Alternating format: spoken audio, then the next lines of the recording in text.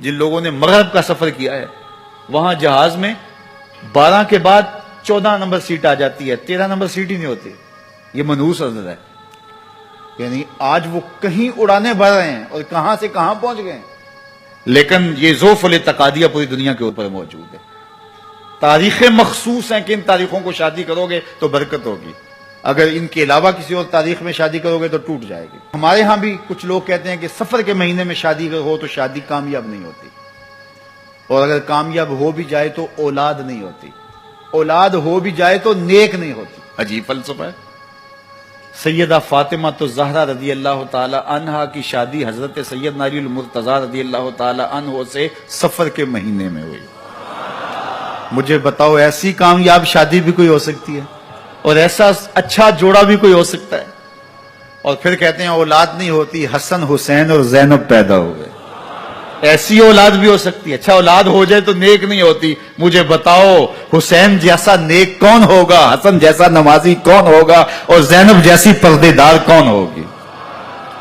تو یہ لوگوں کی اپنی خواہشات ہیں، زبان پہ جو کہہ دیے لوگ وہی مان گئے. میں نے دیکھا ہے کہ بعض اوقات لوگ 1 گھنٹے کی تقریر سننے کے بعد بھی پھر بھی کہتے ہیں نہیں اصل ہمارے خاندان میں وہ واقعی منحوس ہے، فرق تو پڑتا ہے. جب اللہ کے محبوب نے کہہ دیا لا تیارہ، کوئی منحوس نہیں ہے، نہ دنوں میں منحوس، نہ ساعتوں میں منحوس، نہ افراد میں منحوس، ہمارے الو بھی منحوس نہیں ہے. تمہارے اندر کی برائیاں ہیں جو مجسم ہو کے تمہارے سامنے آتی ہیں، اس لیے کوئی منحوس نہیں.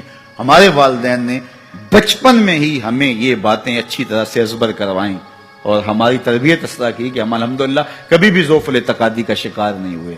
تو آپ بھی اپنی اولادوں کی ابھی سے ایسی تربیت کریں کہ ان کا توکل اللہ پر ہو، ان کا توکل اللہ کی بابرکت ذات پہ ہو، اور وہ اسی پہ بھروسہ کرنے والے ہوں. جب اس پہ بھروسہ کرنے والے ہوں گے تو زندگی سوکھی گزرے گی. کبھی مشکل آ بھی جائے گی تو پریشانی نہیں ہوگی کہ دیکھیے کبھی خنداں کبھی گریاں، کبھی اللہ کچھ عطا کرتا ہے کبھی کچھ عطا کرتا ہے.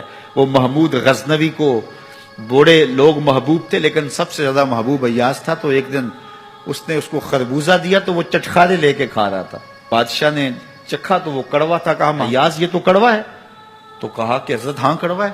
تو کہا پھر تم مزے سے کھا رہے ہو. کہا ساری زندگی ساتھ سے میٹھی نعمتیں کھائی ہیں، آج ایک کڑوا مل گیا تو پھینک دوں. جب اس پہ توکل ہوگا تو کبھی تکلیف آئے گی تو بندہ کہے گا کوئی بات نہیں، جے سونا میرے دکھ وچ راضی تے میں سکھ نو چلے ڈاواں. تو بندہ کہے گا ٹھیک ہے کوئی بات نہیں ہے، یہ اس پہ بھی میں خوش ہوں.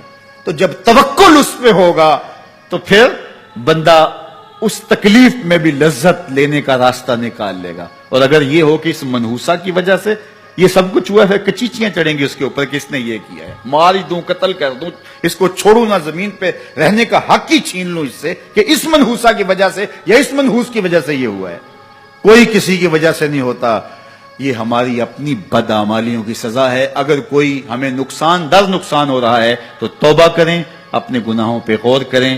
کسی سے دھوکہ تو نہیں کر رہے، کسی کا دل تو نہیں دکھایا، ظلم تو نہیں کیا، اپنے ماں باپ کی نافرمانی تو نہیں کی. اور اگر ہمیں خیر پہنچ رہی ہے تو اللہ کا شکر ادا کریں.